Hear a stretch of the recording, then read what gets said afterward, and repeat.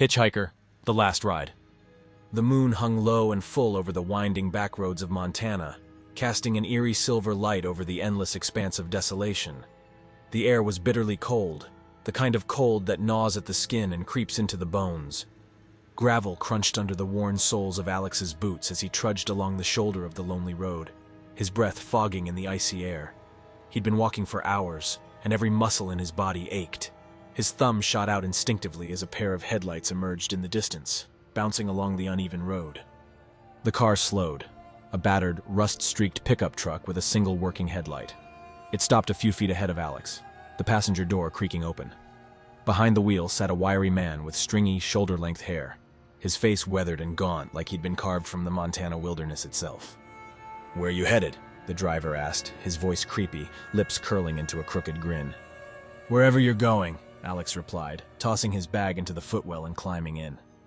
The door groaned shut, and the truck rumbled back to life, rattling as it rolled down the road.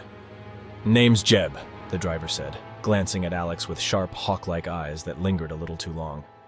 "Alex." Neither man said much after that. The only sound was the steady drone of the truck's engine and the occasional rustle of wind through the cracked window. But beneath the silence, tension crackled like a live wire. Alex's fingers brushed against the handle of the knife hidden inside his jacket. He felt its comforting weight, its serrated edge gleaming in his mind's eye. He didn't trust this Jeb guy, didn't like the way his eyes flicked over him like a predator sizing up its prey. But Alex had his own reasons for getting into the truck, reasons that didn't include making it to a destination. Little did Alex know, Jeb had his own plans. Underneath the driver's seat, a heavy wrench lay within easy reach. Jeb had picked up his fair share of hitchhikers over the years, and he'd learned the hard way that they weren't always what they seemed. The road twisted through dense pine forests, shadows stretching long and ominous under the moonlight. The truck's single headlight cut a narrow path through the darkness, illuminating a world that felt increasingly alien. "You got folks waiting on you somewhere?" Jeb asked, his tone casual, though his eyes betrayed a darker intent. "Not really," Alex replied, his voice tight. Jeb's grin widened. "Yeah, me neither." The silence returned, heavier than before, as both men silently calculated their moves. After hours of uneasy quiet, the truck rolled into the parking lot of a rundown gas station, its neon sign flickering like a dying heartbeat. Jeb killed the engine and gestured toward the store. "Grab us some coffee, will ya? I'll fill up the tank." Alex hesitated. Was this a trap?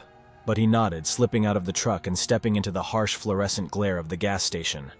The clerk behind the counter barely looked up, engrossed in a tattered paperback. As Alex paid for the coffee, his eyes darted to the convex mirror above the counter.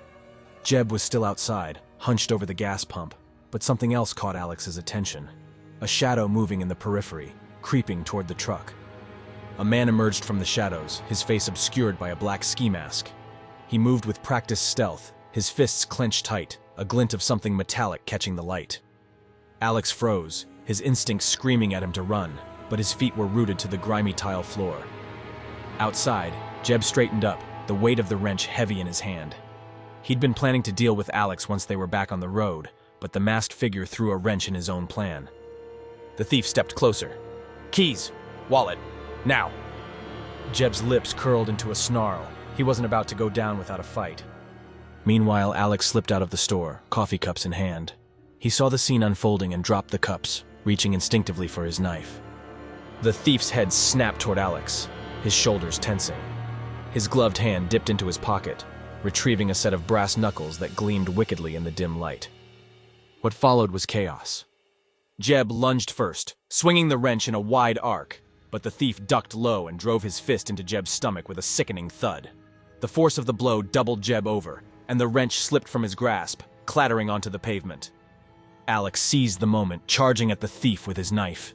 He slashed wildly, but the thief sidestepped the attack with frightening speed and struck Alex across the face with the brass knuckles. The impact sent Alex sprawling, blood streaming from a gash across his cheek. The thief turned back to Jeb, who was staggering to his feet, wheezing. With brutal efficiency, the thief delivered a series of punishing blows to Jeb's head and ribs, the sound of cracking bone echoing through the night.